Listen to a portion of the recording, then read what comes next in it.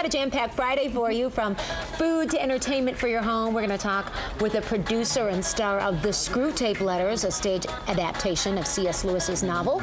They're in town for one day at DeVos Performance Hall. And the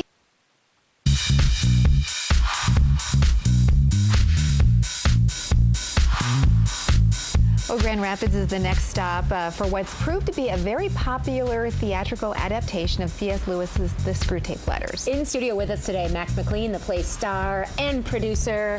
We're just picking your brain a little bit. You've really been traveling with this production, but you started in New York City. Right. We played 9 months with C.S. Lewis's The Screwtape Letters at the West Side Theater, and then been on tour for the past 2 years and finally made it here.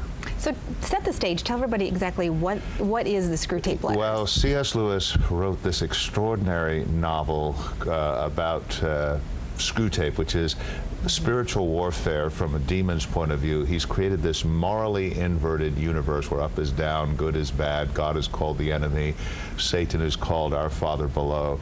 And Screwtape is like Satan's chief psychiatrist. He understands human nature really, really well. He knows where to pick, and he says, you know, I've got a file on Terry and Rachel, and I'm going to do everything I can to ruin their lives. Kind of get there. And this actually came to you. Yes. How? Well, it was interesting because I was doing this show, and this other show, and this theater professor from Drew University in Madison, New Jersey, saw it, and a couple of weeks later sent me an email telling me how much he appreciated my work, and then suggested that I would make a really good Screwtape. You're like, yeah, here? But you know, it was interesting because I'd read the book in my 20s. It was one of the first books I read when I converted to Christianity in my 20s, and I was so engaged with the book. But I never saw it as theatrical literature. But he had an idea how to do it. So I said, well, if we can get the rights from the C.S. Lewis estate, we'll have a go of it. And that was in 2005. We did our first production in 2006, and another one in late 2007, you know, bigger and better each time. And then the last one, 2010 in New York, and that's the one we're bringing here. That's wonderful. We actually do have a nice clip, a 2-minute clip, so you can actually see a little of the production yourself. Take a look. To promote a desirable marriage. In the meantime, let me describe to you the type of woman, I mean the physical type, he should be encouraged to fall in love with. Now, this question has been answered for us by spirits far deeper down the lower archy than you and I. Oh, it is the business of these great masters to produce in every age a misdirection in what may be called sexual taste. This they do by working through the small circle of popular artists, designers, and actresses who determine the fashionable type. The aim is to guide your patient away from those with whom spiritually healthy, happy, and fertile marriages are most likely. At one time, we directed the male taste to the statuesque, aristocratic beauty,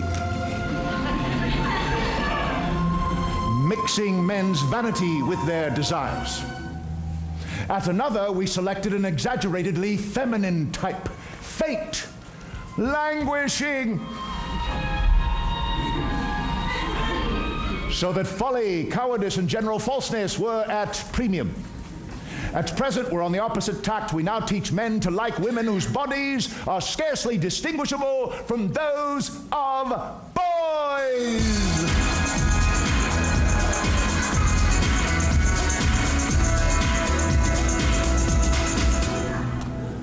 This type of beauty is more transitory than most, aggravating the female's chronic horror of growing old, with many excellent results.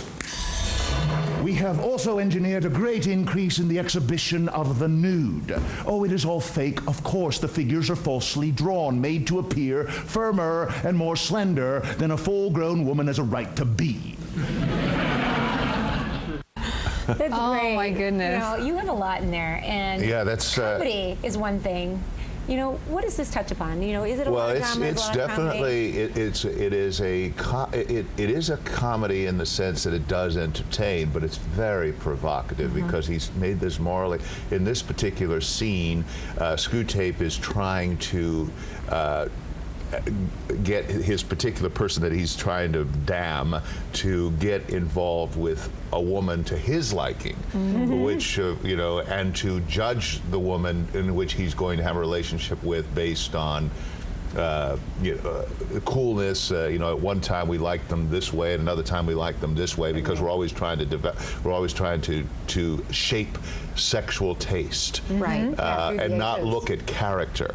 You know, that's what his point was. When it's interesting, it seems like it strikes a chord because of all of the conversations going on as we move through time. These are sort of conversations that end up in the public arena even now. And to that end, you were actually a guest speaker at Calvin College's January series a couple of years ago. Right, right. Well, this book is timeless, and what it has to say to our culture now about you know, peeling back the material world.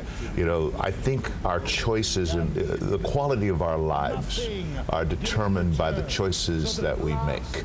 And what Lewis is trying to say in this book is that those choices are influenced, and who are you going to listen to? Yeah. Right. So very interesting. Very, very interesting. And so this weekend, you do have the opportunity to check it out. A couple performances on Saturday. Yeah, we're going to be two shows at DeVos Performance Hall at 4 p.m.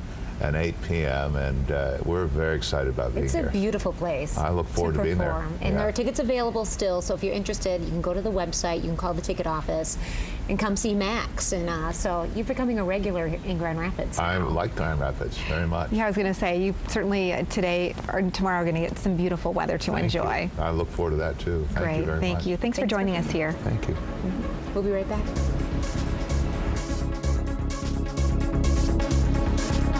This is 8 West.